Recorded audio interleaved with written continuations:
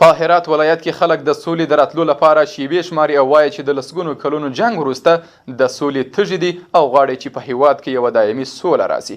چارواکي هم وایي چې دولت د سولې د ټینګښت لپاره کلک هوډ او اراده لري. د هرات ولایت د ولایتي شورا غړي هم د سولې راتلو ته هیله مند دي او وایي چې باید د امریکا او طالبانو ترمنځ د سولې هوکړې کېدو څخه وروسته بین الافغاني خبرې پیل سي. نور حال په دې هکله په راپور کې. 40 کاله جګړه، ورور-وژنه، وراني او سرګرداني هغه څه دي چې افغانان ترې بیزاره دي او هره شېبه د سولې راتلو انتظار کوي. په دې وروستیو کې د امریکا او طالبانو ترمنځ د سولې د پریکړه لیک د لاسلیک کېدو خبرې بیا تودې شوې چې ورسره د خلکو هیلهمندي هم زیاته شوې ده. 55 سال عمر منه من غیر از جنگ و برادر تو دارد بدبختی بیچارگی در و دل دیگه چی سیب نیده. ما چی مثل که آدم ما روزه که مثل که آدم توشنه باشه با ما روزه هم باشه امیت توشنه باشه. ما امیت آرزو داره به صلح که یک پاچه عادل بشینه که مردم ملت بدبخت بشینه برادر تو داره فقیر بدبخت بدنا رسیدگی شه که خلق دیر تجد وسولی تا او تر هر کار اولیت وسولی تا ورکی خلق کوشش کوي چې سوله په وجود راسي د خیره او سوله د ټولو په فایده کې ده او ګټه د سولې په سولې کې ده. د هرات ځایي چارواکي هم وایي چې دولت د سولې د ټینګښت او راتلو لپاره کلک هوډ او اراده لري. خوشبختانه رویکرد دولت افغانستان یکی از جدیدترین رویکردها در لااقل 3 دهه اخیر در برابر پروسه ملی صلح است. صلح تنها با شعار نمیشه بلکه گام‌های عملی هم در راستای استقرار صلح برداشته بشه.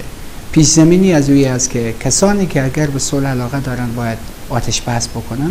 طبیعتاً کاهش خشونت ها منجر به آتش بس خواهد شد و این میتونه یک فصل جدیدی در حیات اقتصادی، سیاسی و حتی فرهنگی افغانستان به وجود بیاره. خو یو شمېر خلک بیا د سولې پروسې څخه ناهیلي دي او دغه پروسه نمایشي او د سیاسي موخو د لاسته راوړنې یوه وسیله یادوي. پروسه صلح که فعلا ایالات متحده آمریکا بر انداخته هیچ مبی خوشبین نیم و این پروسه صلح درد مردم افغانستان دوا نمیکنه. تنها یک شعار انتخاباتیه که ترامپ مایه به دوباره انتخابات آمریکا که برگزار میشه برنده شه و دیگه گپ نیست و ما طالبان بکشونم به قدرت سیم کنم به خاطر اهداف منطقی خو بهترتر بفهم. صلح بخیر انشالله آمدنی است در افغانستان و ما جوانا و ما و شما جوانایی که بخیر در افغانستان راستیم بخیر صلح را آینده خود ما میاریم چون که از اینا توقعی نیه. په همدې حال کې د ولایتي شورا غړي بیا سولې راتلو ته هیله مند دي او وایي د امریکا او طالبانو ترمنځ د هوکړه لیک له لاسلیک کېدو وروسته باید سمدستي د سولې په تړاو بین الافغاني خبرې پیل شي.